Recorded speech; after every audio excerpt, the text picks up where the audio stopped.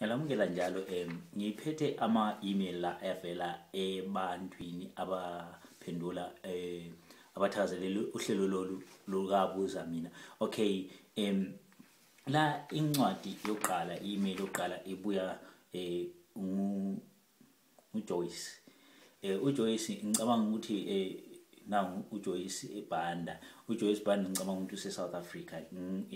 Ayisho kahle ukuthi uphi kodwa i-email yakhe ino.co.za, so engicabanga ukuthi use-South Africa. Kodwa i-email angithi uyazi ukuthi iyasebenza noma ukuphi, noma wayivula e-South Africa, noma wayivula eZimbabwe, noma wayivula eMelika, noma wayivula kuphi, kodwa iyasebenza iya ngokuthi la okhona ukuphi, ungayivula noma ukuphi. So uJoyce uyabuza uthi nginenkinga la, ngifuna ukwazi ukuthi yini i-cloud services noma i-cloud computing.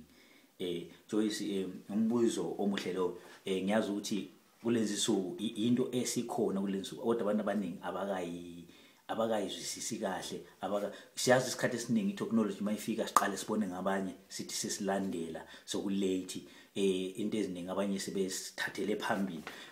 I-cloud services ke iyafana lama external hard drive, iyafana nje indlela esibeka ngayo idatha yethu esuka emakhompyutheni noma esuka emakhompyutheni noma emafonini lawa ama-smartphone noma kuphi, kodwa indlela esibeka ngayo kodwa ilusizo or i-service esiphiwa ngabanye abantu, ngama-company, ngama-service provider, kunyungaka ka-Apple abathi i-cloud, abo-Google bale yabo, amakhampani amaningi semaningi amakhampani enza kanjalo. Into eyenzakalayo ukuthi i-cloud services isebenza uma uxhumane ne-internet, ukuthi uma unento onazo ekhompyutheni ofuna ukuzigcina uyavula i-account naleyo company ekunikeza i-service leyo. Uma uvula i-account leyo, abaningi benza ngathi esebenzisa u-Apple basinikeza 5 gigabytes free, so i-free, kodwa uma usudlula lapha ungaqa inani or ungeqa i-amount le abakunikeze yona, ungadlula i-5 gigabytes, so kufanele ubhadale uthenge. So into enzakalayo, uyavula i-account nakhambani leyo ukunikeza leyo service. Into enzakalayo ke lapha from there, uma usinento noma ithombe, ama-documents, incwadi noma yini, ama-video ofuna ukuhambisa kokho, uyayenza, uyakusetha, uyakuhlela ukuthi into zakho zihlezi zihambe automatically ma uzisuka ekhompyutheni ngoba connected ku-internet, zihleziye lapho one-cloud service yakho khona, noma uyazenzela manually, ukhethe uchoose ukuthi kuyini ofuna kuye khona. Angibone nje ku-Apple lapha abanye bavele bakwenze bakhethe kube automatically. Uma usuhambisa into enjengey'thombe ku-Apple, ngoba sithatha iy'thombe nje ukuphela everyday lapha ngabo-iPhone bethu nangabo Galaxy bethu obani, kusheshe kuyogcwala le ku-cloud service yakho, usudlula ilimit yakho ye-allowance, ye-free allowance. So kusho ukuthi sokufanele uthenge noma ubhadale leyo service osuyidlulisile. So bayakunikeza a certain amount in gigabytes ukuthi okay, sikunikeza lapha free, kodwa uma udlulile lapha sokufanele uthenge.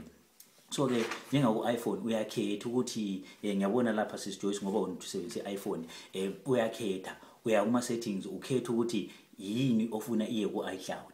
Uyaselect u-iCloud, ubusuchoose ukuthi yini into ofuna ku-iCloud. Uyaselecta, upress nje laphana, uma upress i-button laphana kuthiwa on off, ukhiphe off into ongafunze ku-iCloud. Ama-email angayo ku-iCloud awadli kakhulu i-space, kodwa into ezinjengabo-media files, ama-photos, abo-videos, abo-audio, ziyahla-ke lezi. So kufanele uqapheleke ukuthi uhambisani khona ku-iCloud. Yebo ungabe uyazifuna iy'thombe zakho kodwa iyoshesha igcwale, unless nje unemali ukwazi ukuthi ungathenga enye i-allowance phezulu uhambise into zakho ku-iCloud. Bese sifika-ke ukuthi how safe it is izinto zakho khona ku-iCloud. Njengento zonke nje ze-information, amakhampani enza lezo zinto, they do all, benza konke abakwaziyo ukuthi bakwenze ukuthi bavikele or bagcine kahle i-information yakho, ngoba i-service yabo labafuna ukuthi baluze ngenxa ukuthi uma bengenzi kahle bayaswela ibhizinisi. Yebo ke noma kunjalo angeke ngithi guaranteed 100% ukuthi information yini safe. Ake sinikeze example njengase America siyazi ukuthi bayasebenzisa into ezinjengani lezi eziningi ukudingisisa information ukuthi mhlawumbe kulento abayidingayo ngabantu. So bangaya lapha ecompanyini but hey akusivulele i-account kaJoyce sibone ukuthi ugcineni lapho.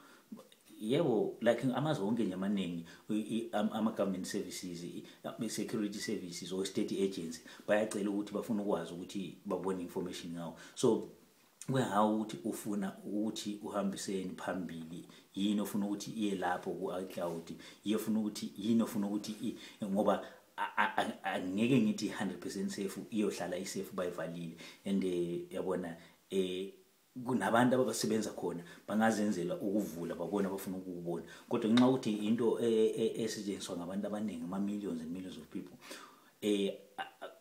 chances are very slim ukuthi baze bavule eyakho i-account bathi bafuna ukuchecka kuyo. Angazi ukuthi bengabe becheckana or uyabulani phakathi ungathi kodwa ke ake sithi kube le problem khona le mhlawumbe ama-server kutsha ama-server noma kwenzakala something i-disaster, lapho ke futhi usuluzile. Kodwa lokho ke kungenzakala nakuwe endlini, kungenzakala nakubani. So well siyakwamukela kunjalo kunjenge disaster, kodwa into ekhona ukuthi